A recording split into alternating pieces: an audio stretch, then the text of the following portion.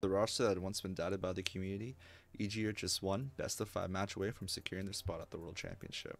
However, to achieve that dream, they have to beat Cloud9. These are the 3 things EG must do to win. First, have a prepared response to C9's first Drake pull. C9 are the #1 team when it comes to first Drake with a 68% take rate. However, this means that they're pretty predictable. After first round, Blabber is always looking to enter river through mid to gain control.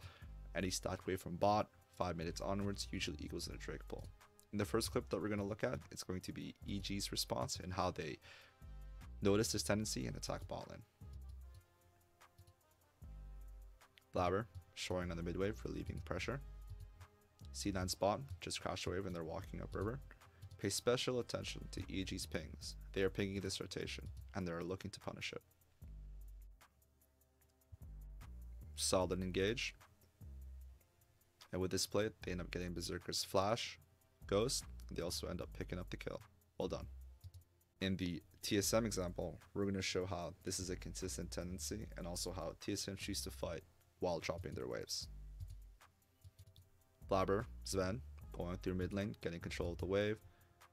Aphelios just crashed the bot wave. They're going to be looking for Dragon on this timer. Also pay special attention to the time. Blabber just finished his first clear.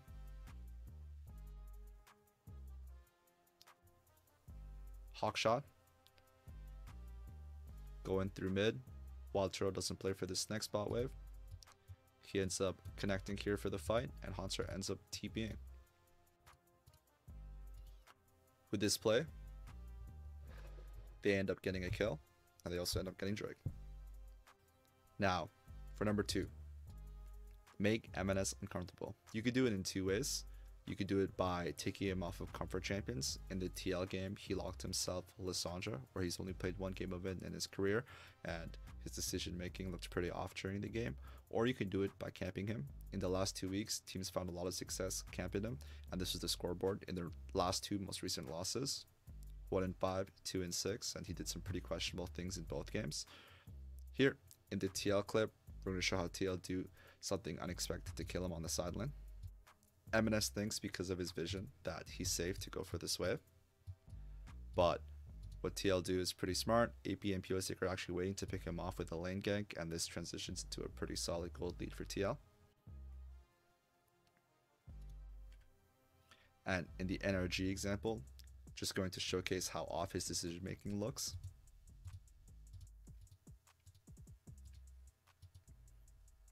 Notice how disconnected Emenes' team is in this picture. And look what he ends up going for.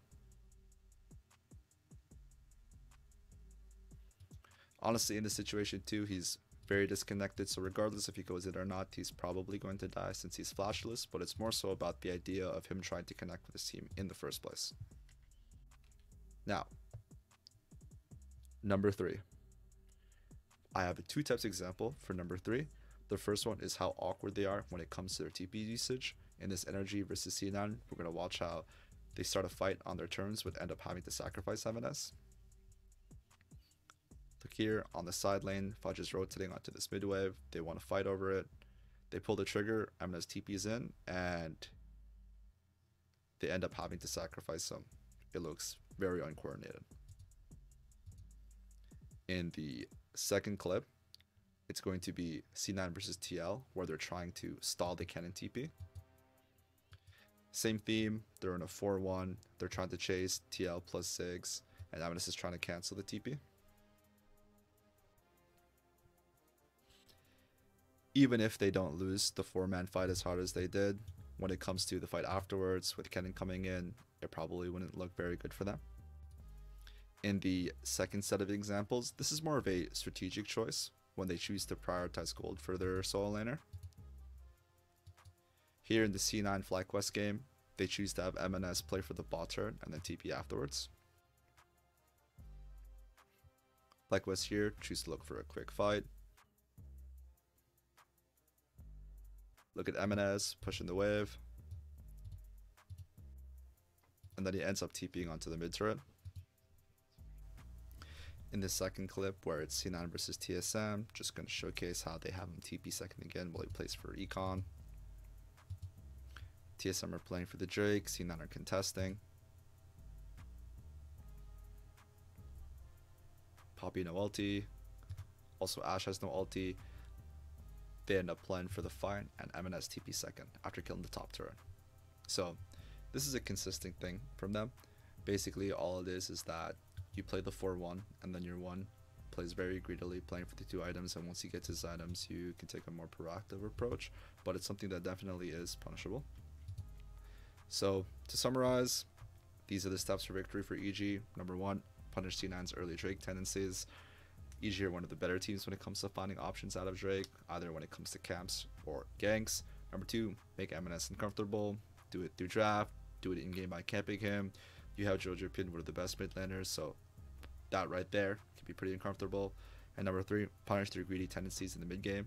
And this is pretty solid in EG's case because they're one of the more decisive engaged teams in the LCS. To kind of end it off, I think EG have the tools to win, and as a result, I think there's a pretty okay chance when it comes to victory.